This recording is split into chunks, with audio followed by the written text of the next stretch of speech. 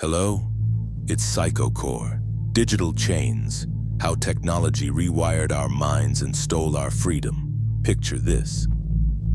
Everything you think you understand about your consciousness is nothing more than an elaborate deception. Don't look away just yet. Stay focused, because the moment you avert your gaze, you might finally glimpse what you've been deliberately avoiding all along. Here's the most terrifying truth of all. You're not the architect of your desires, your anxieties, your rejections, or the relentless pursuits that consume your thoughts. Even your inner voice isn't entirely your own. This might sound absurd to you. You'll convince yourself that you're in command, that you decide when to pick up that device and when to set it down, that you can escape whenever you choose from that invisible web tightening around your consciousness. Complete lies. I have devastating news that will shatter your illusions. Escape is impossible because the prison has already been constructed inside your mind. The cruelest irony is that you've decorated this cage yourself with vibrant colors, with crimson notifications that pulse like infected wounds, with images you believe represent your identity. Now envision this scenario. You close your eyes, draw a deep breath, and in that instant, every voice that invaded your thoughts today, every notification, headline, approval, every toxic comment disguised as validation continues reverberating through your consciousness like a chorus of tormented spirits. If you dare remain silent for 60 seconds, you'll hear the echo of your own addiction. That's the most horrifying realization, because somewhere deep inside you know you're broken, that something fundamental has shattered. That fracture widens each time you dismiss it as insignificant, telling yourself everyone exists this way. Have you ever considered what would happen if you awakened tomorrow to discover that every thought, impulse, and emotion coursing through you had been implanted by unseen manipulators? Don't rush to respond, because this isn't a hypothetical question. It's your reality. The truth you've been evading your entire existence. When Aldous Huxley envisioned a world where humans would entertain themselves into forgetting their enslavement, he was describing your present circumstances with chilling precision. You don't require physical restraints, threats, or authorities at your doorstep. You only need that glowing rectangle in your palm, that luminous device that whispers daily that your value depends on how much you're observed. How many validate your existence? How many confirm you matter? Do you dare release it? Impossible. You can't even imagine life without that chemical rush. You've confused external stimulation with personal identity. You've believed your thoughts emerge from your will when they're actually programmed responses. Every action you take on digital platforms, every statement you share, every manufactured smile you broadcast is part of a psychological experiment you don't even comprehend. The most sinister aspect is that this experiment has no conclusion. Nobody will alert you when the testing ends. Nobody will restore what you sacrificed while believing you were engaging in harmless entertainment. I'm going to share something that will disturb you profoundly. Each time you open Instagram, TikTok, or Facebook, you're not killing time. Time is systematically destroying you. It devours your essence with the precision of gradual poison, transforming you into a conditioned response, an hollow vessel desperately seeking approval while your willpower dissolves like sugar in acid. Want to know the most terrifying part? You no longer remember what silence felt like. If you forced yourself to power down that device and sit in complete darkness, you'd begin recognizing the absence of your authentic self, because your consciousness has become a tapestry woven from strangers' opinions. You are the sum of unknown expectations, projections from people you'll never encounter, algorithms that predict your reactions before you experience them. Think carefully. When did you last make a decision without seeking validation? Without checking if others were already doing it, without wondering about reception? Perhaps never.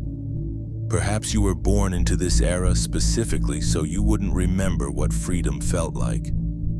That's the most diabolical aspect of this system. You don't need surveillance when you learn to monitor yourself. Nobody needs to condemn you if you already punish yourself every time you fail to generate likes, clicks, or hearts.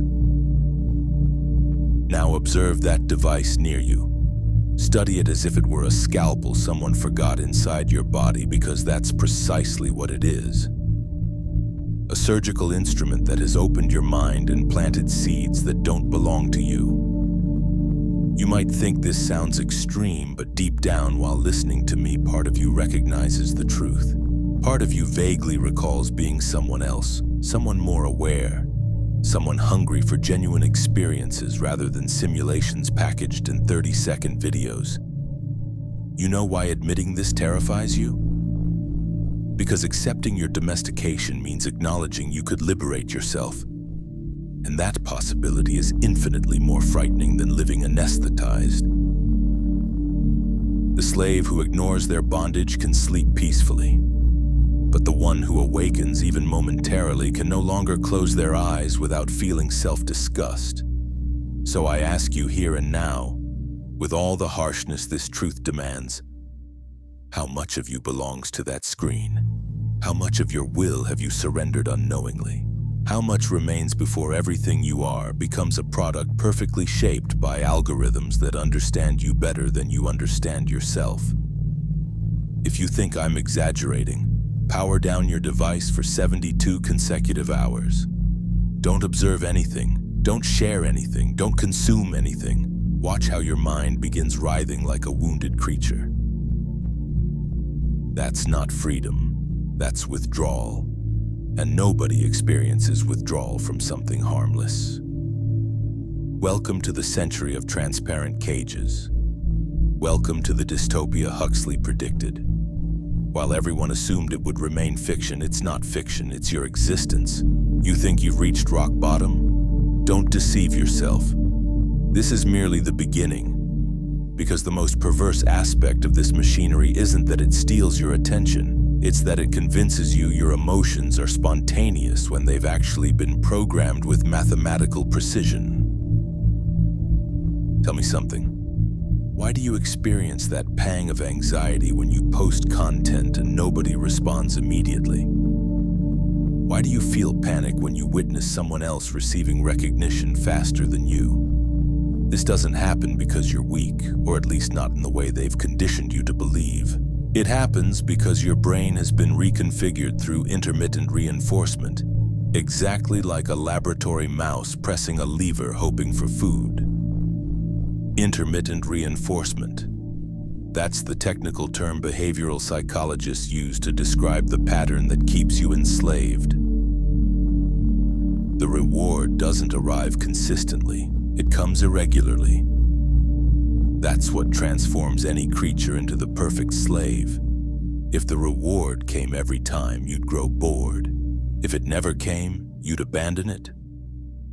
But since it arrives sometimes precisely when you least expect it, it becomes an irresistible trap called uncertainty. Your mind, your anxious mind craving security, becomes hooked in the loop of waiting for a prize that only comes when convenient. This is where things become darker, because it's not just about losing time or energy. The truly sinister part is that you're surrendering the ability to regulate your own brain chemistry.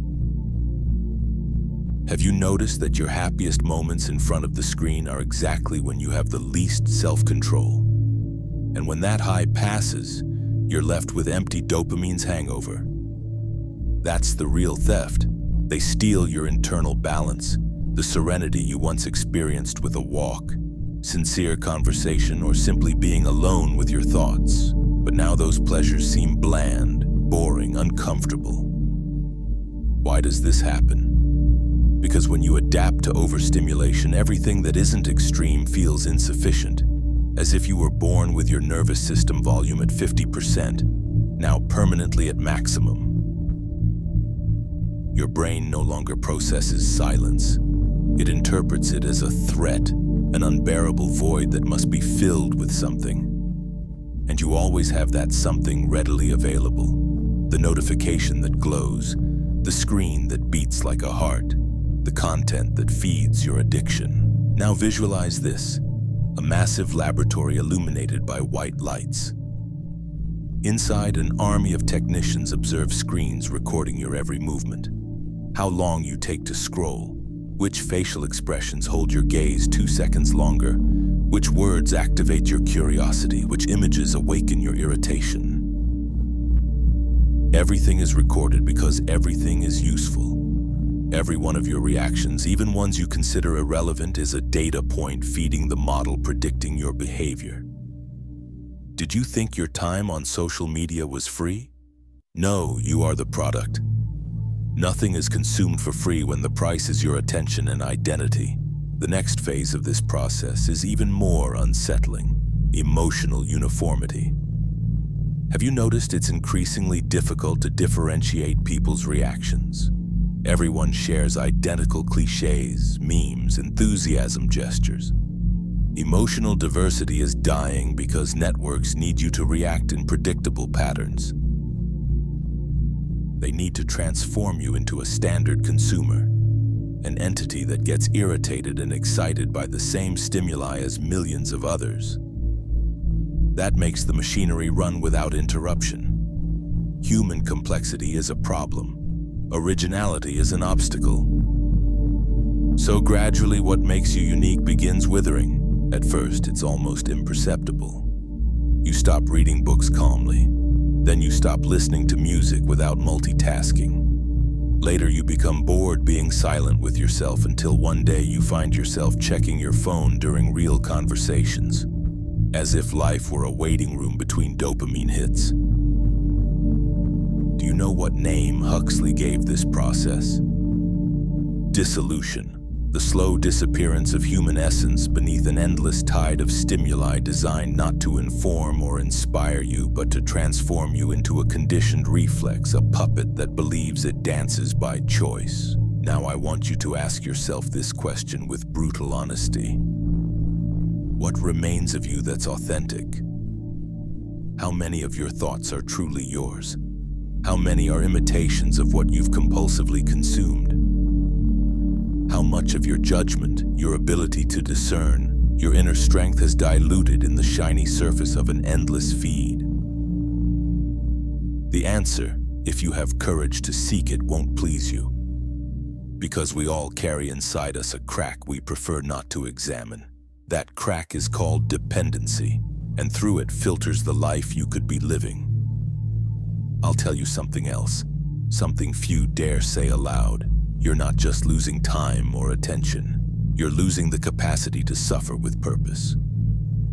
Before pain had meaning, sadness, frustration, loneliness were internal messages forcing you to change, to move, to seek something more. Now every time discomfort shows its face, you run to cover it with digital stimulation. Thus, your emotions lose their function. They're no longer compasses, they're obstacles, something to suppress at any cost. Emotional anesthesia is the final stage of this process. An entire generation unable to endure the slightest discomfort without seeking refuge in the screen. A generation that doesn't recognize itself except through virtual reflection. A generation that believes happiness consists in appearing happy. This is how this invisible mechanism works. It trains you to fear your own silences, to distrust calm, to feel incomplete if you're not connected. Meanwhile, your will evaporates. Every choice becomes an automatic reaction. Every genuine desire is replaced by impulses designed by others. Every authentic aspiration is replaced by the need for validation. There are no bars, no chains, no whips. But if you look closely, you'll discover the prison is perfect precisely because nobody perceives it as a prison. And here you are, convinced this is freedom. Convinced you're deciding, convinced everything is normal.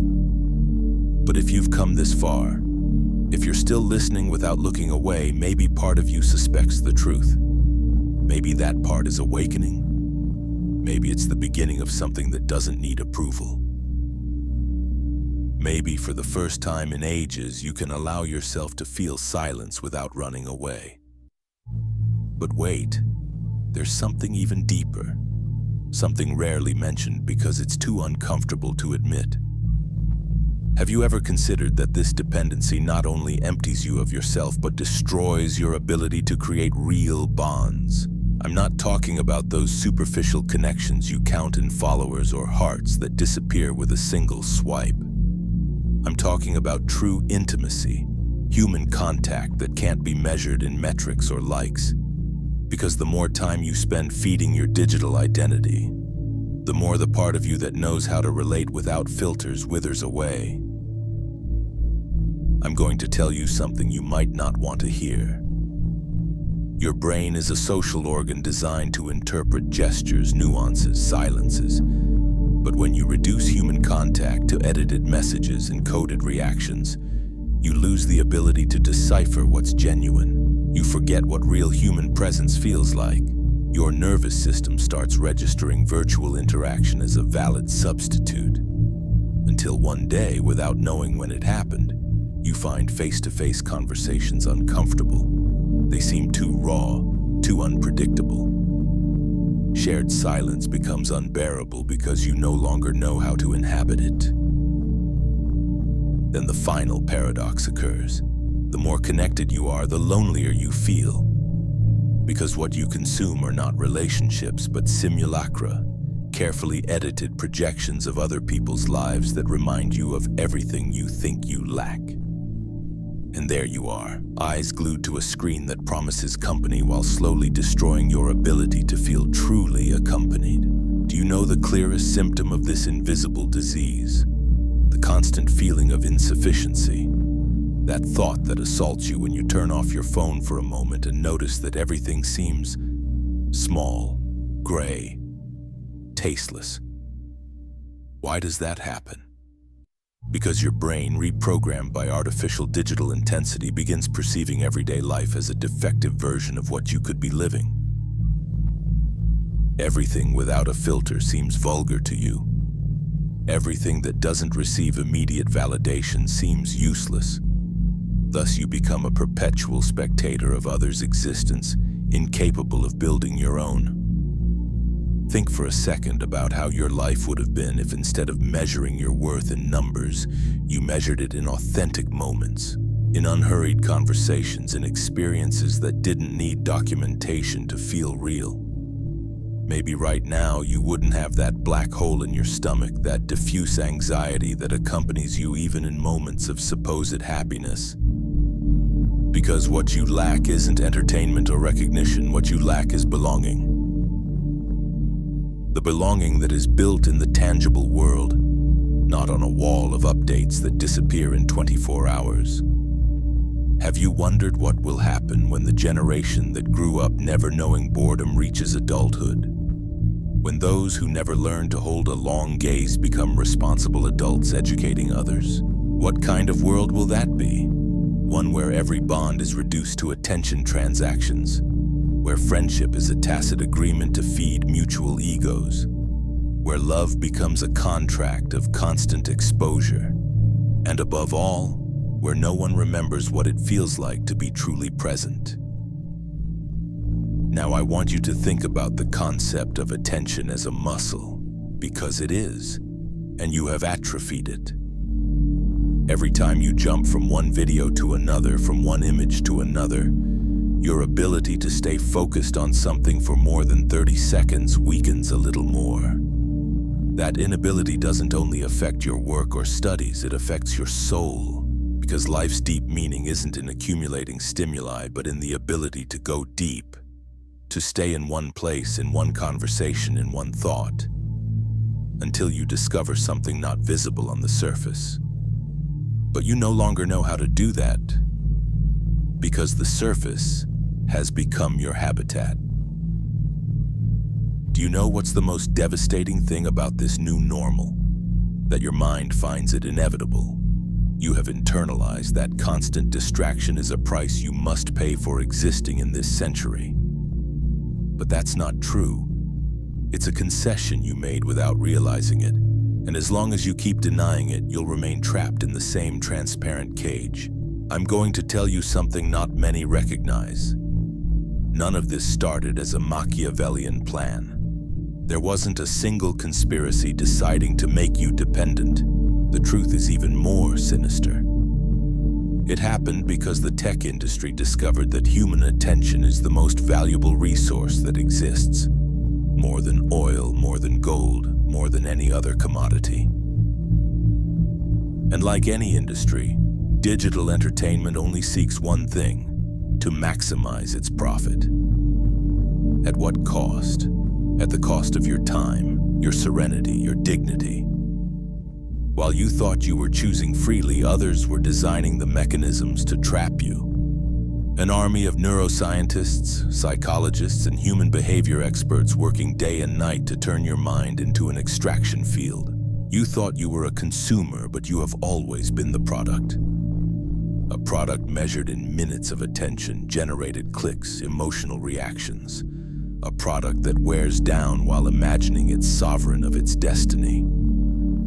The worst part, even though you sense all this, you keep giving your energy as if it didn't matter. You remain convinced that tomorrow you can stop, that you only need a bit of willpower. But every day that passes, every night you end with burning eyes in front of a screen. You deepen a habit that won't disappear just with wishes. Because willpower also needs training, and you have atrophied it as much as your attention. But there's one last twist that will make you more uncomfortable than everything before. Every time you give your attention to these platforms, you're feeding a system that perpetuates collective dissatisfaction. Because the more scattered we all are, the easier it is to manipulate us. A society that cannot hold deep thought is a society incapable of questioning anything. A society that confuses stimulation with purpose is a society doomed to repeat the same mistakes until there's nothing left to save. And here you are, listening to these words, maybe with a racing heart, maybe with an uncomfortable urge to look at your phone to escape this truth. But before doing so, answer yourself with brutal honesty. How long will you live as if nothing's happening? How long will you pretend this is normal? How long will you ignore that you're paying with your consciousness the price of your comfort?